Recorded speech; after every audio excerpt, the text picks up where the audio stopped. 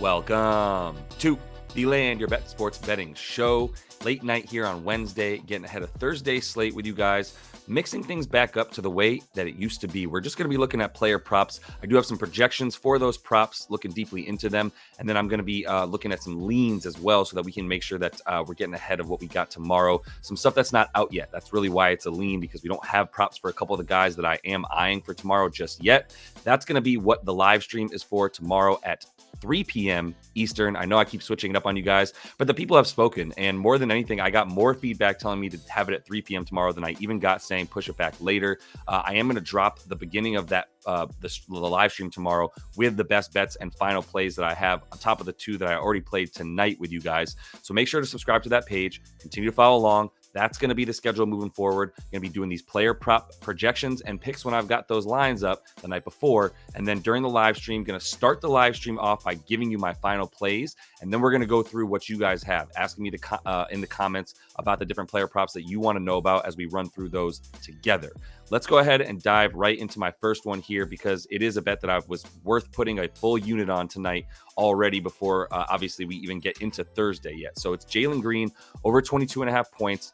Was just looking for a way to fade the Wizards defense, which is terrible. If you look at the way that they do D up, it's going to be porous for the most part in terms of where exactly it is that Jaylen Green wants to score. And what we've seen from Jaylen lately is his ability and desire to go to the rim a bit more and take on that transition role for this team. So Amin Thompson and Cam Whitmore, two of the rookies that love to get out in transition for this Houston Rockets team. Cam Whitmore now out for at least a couple weeks before he's reevaluated, probably going to miss the rest of the regular season. So that was the dude who was the most frequently in transition. Tari Eason, another guy that continues to be out. He's out for the season as well. So Jaylen Green has stepped up into being the guy that goes to the basket the most and especially in transition the most of anybody on this squad. And Washington's terrible versus the transition there. They do allow the 6th most points per game in the league in transition. They just continue to be worse. They have no rim protection. That's the other part of this, is that right now they're allowing the most field goals made inside of the restricted area, plus the second highest defensive field goal percentage against them once teams get into that restricted area. And like I said, Jaylen Green has been attacking the basket a ton. He's been taking a ton of shots in general, basically 20 shots or so, 19 shots per game over the course of his last 5. And now with Şengün out in moving forward here until the foreseeable future for him as well, it's going to be a lot of the Jaylen Green show on offense. Once again, especially without Cam Whitmore, who's coming in for about 23 minutes a game and taking some of those shots in transition and going to the bucket, those easy dunks that you're going to see everybody getting right now against Washington, who was already terrible at limiting points inside the paint. And then they got rid of their only shot blocker in Daniel Gafford. And now Marvin Bagley is out for them as well. Not shot blocker, but at least a center that they could have relied upon for some low post presence on both sides of the floor.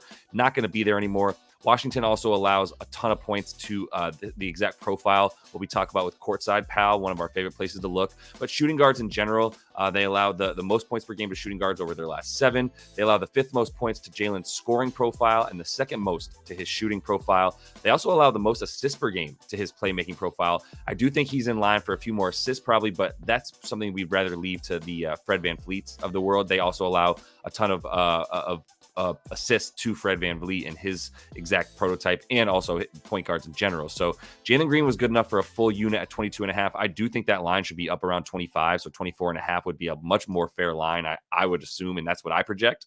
So I'm going with Jaylen Green over points in this one. This is one I can't get away from.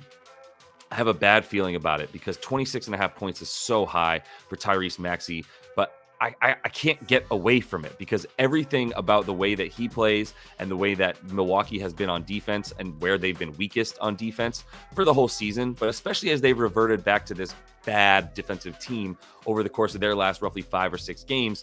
The thing is, they're coming home now, and this is a get-right spot for Milwaukee where I would definitely feel comfortable taking them. I think they're at minus 8.5 at this point as I'm recording this, and that might only go up, to be honest with you, because it opened a little bit lower than that, and people have bet that up on the side of the Bucks here. Oh, I'm wrong. Apologies. It was opened at minus 9.5. It's down to minus 8.5.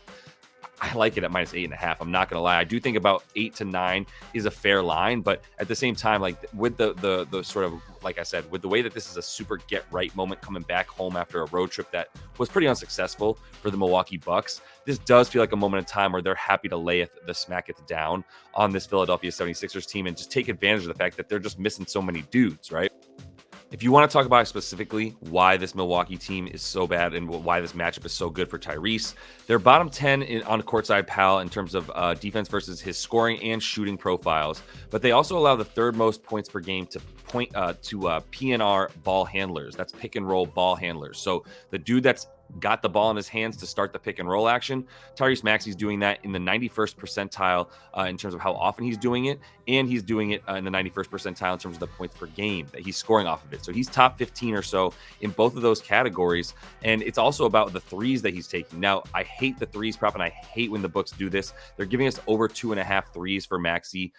For really bad juice there. It's like -160 is the best number that you can even find for him to get 3 threes made. And I do think he's going to shoot at least 8, probably 9 threes in this game. So I would like to take him to go 3 for 8, 3 for 9 and bank on that as a good bet. Problem is like I said, I can't take -160 on that. So for Maxey going to the rim, the Bucks have actually been a terrible defense against teams driving into the paint and all the way to the rim over their last 5, bottom 5 in terms of the amount of the field goal percentage that they have defensively when they're playing, when teams are going all the way to the rim against them. And that's what we know Maxey wants to do.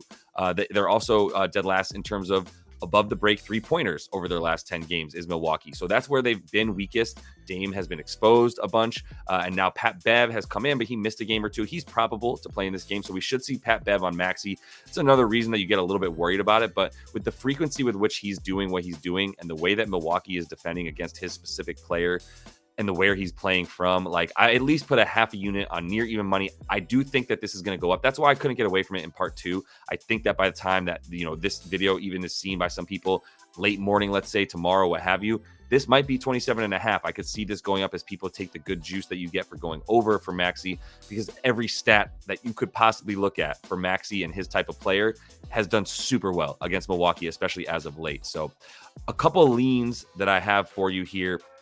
This Derrick White one is really interesting, one that I wanted to at least bring to you because I think you can get ahead of some good stuff here when it opens. If depending on how Jaylen Brown plays out, I almost call him Jalen Brunson. Depending on how Jaylen Brown's injury status plays out. Now, he's been questionable a ton for like the majority of I would say the last couple of weeks and a lot on the season for Jaylen Brown. So he is questionable on that injury report for the Celtics as they take on Phoenix here on Thursday. But if he does play, we can really bank on the way that Derrick White's going to play because Kristaps Porzingis is out officially. So that's a huge part of this. We've got Porzingis out, Jaylen Brown questionable. If Jaylen Brown plays, we like over 4.5 assists for Derrick White, assuming that the line opens at that. And that's what I would project the opening line to be for Derrick White tomorrow for his assists if Jalen Brunson is in. And even if he's out, it's probably 4.5 when we see a line. But we might have to wait for these props to actually come out till we get news about Jalen Brunson more officially. So that's going to be annoying, but at least we can get ahead of this by knowing and being prepared with a strategy here based on what these lines present to us. If Jalen Brunson sits, I like the points a little bit more for Derrick White. And the reason being he gets more points per game and more assists per game without Kristaps. But with Jalen Brunson in there, it's actually notable how many more points he gets without Jalen Brunson versus with Jalen Brunson. I keep calling him Brunson. Jaylen Brown, you know what I'm talking about. With Jaylen Brown in there, his points are way down, but his assists are up, right? So with Jalen Brunson, we're talking, Jesus Christ, with JB is what I'm going to say from now on. Jaylen Brown. With Jaylen Brown, 6 games without him, 33 minutes a game, 23 points per game, and 3.5 assists per game for Derrick White. That's with Jalen Brunson off. That's with JB off the floor. 6 games without him, 23 a game, 3.5 assists. In the 56 games with Jaylen Brown, 32.6 minutes per game. So the minutes go down by a full minute. 14 points per game. Points drop by 9 points per game. 5 assists. This is with Jaylen Brown. So when Jaylen Brown's in there, the 5 assists per game is 1.5 more assists than when Jaylen Brown is off the floor. And that reason being, he becomes more of a scorer is the really long-winded point that I'm making. He becomes more of a scorer without Jaylen Brown in the game. He stays as a really solid assist man with Jaylen Brown in. And you add with Kristaps out, he gets a few more assists as well. And we've talked about this on the show before. when Kristaps Porzingis is off the floor, Derrick White runs a lot more as the pick and roll ball handler, right? That's without Porzingis. But when Porzingis is in there, he's not quite as often playing. It becomes Jason Tatum's ball handler duties when it comes to the pick and roll. He runs that pick and roll, Jason Tatum does, with Kristaps Porzingis, which leaves Derrick White odd man out in that situation. So when KP is on the floor with Jason Tatum, Derrick White's a little bit more of the fourth, fifth banana. When Kristaps is out, some of the first and most common action you're going to see from the Celtics is Derrick White running point guard as the main ball handler in pick and roll action with guys with both Jaylen Brown and with Jason Tatum, right? So that's why we're looking at this the way that we are. So staying with me just to summarize, if Jaylen Brown plays, we like the assists. We like the assists over for Derrick White. He gets more assists with Jaylen Brown playing on the floor.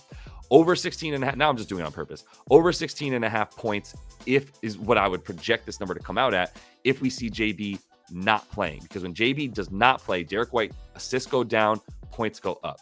Really sorry for messing up my JBs there, but there's a lot of them, and they're both named Jaylen. Give me a break.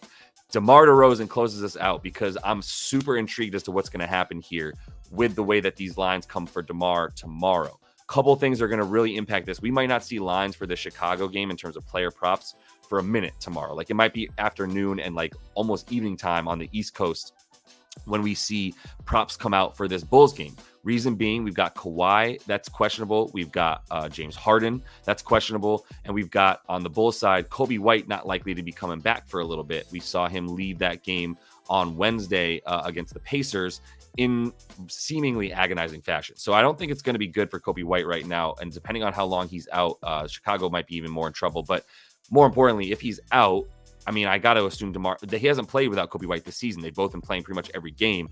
So it's not like we have data to support that if Kobe White's out, DeMar DeRozan scores more.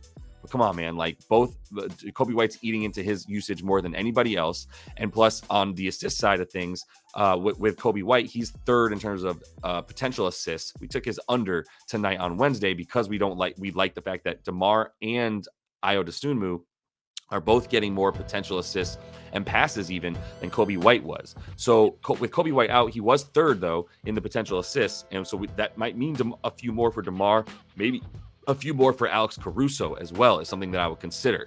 The reason that we like the points for DeMar, I mean, he had a 50-point game against them last season against these Clippers. And if there is no Kawhi in there, there's really no one to defend DeMar in a way that you feel comfortable with, right? Plus, Russ is not in there. He liked taking on DeMar as a responsibility. Russ Westbrook's still out. So, but you look at the way that the Clippers play against DeMar's type of player, they're bottom 10 defense versus ISO. We know DeMar's going to be in ISO in terms of the 91st isolation frequency, in terms of 91st percentile is what I'm trying to say. They also allow the Clippers right now third highest field goal percentage from the mid-range over the course of their last 10 games. And we know that DeMar is the mid-range god, right? His last four versus the Clips, 24, 21, 20, and 50 points. In those games where he failed to get 25 points, the last three that he's played, to be fair, he shot really bad percentages. And when we don't have a guy like Kawhi on the floor, and the way that this Clippers team has diminished a bit on defense, like Norman Powell is a really good defender in a lot of ways, but DeMar will eat him up with his back to the basket most likely in that one, because as good as Norman Powell is as getting his super long arms up to block guys unexpectedly, DeMar's just as long and taller than this dude. So the other thing is no rest. For DeMar, he does average almost 24 and a half points per game.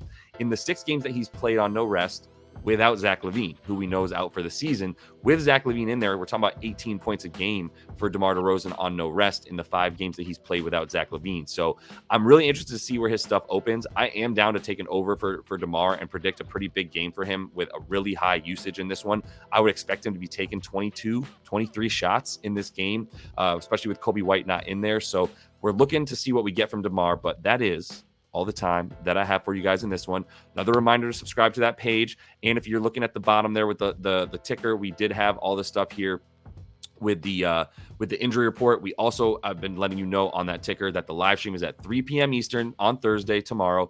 Moving forward as well, that's going to be 3 p.m. Eastern because we're going to be getting these player prop projections and early picks out for you the night before. Then we're going to throw that everything on a live stream. I wanted to get it out a little bit earlier 3 p.m. Eastern rather than 4:30. So moving forward, 3 p.m. Eastern. Bring your picks that you want to know about in the comments. I love the fact that we've got some intelligent people jumping into the stream and giving us really good suggestions and bringing some good points together. Haven't agreed with all the picks that people have thrown in there, but I dissect it with you and show you why I do or don't like it, right? So I think we're having a really good time. We're building a really fun community, man. More to come on the live stream and more to come in things like Discord and the like, so that we can at least start getting some more of this community built up. Really appreciate you all. Till I do see you next. Happy betting.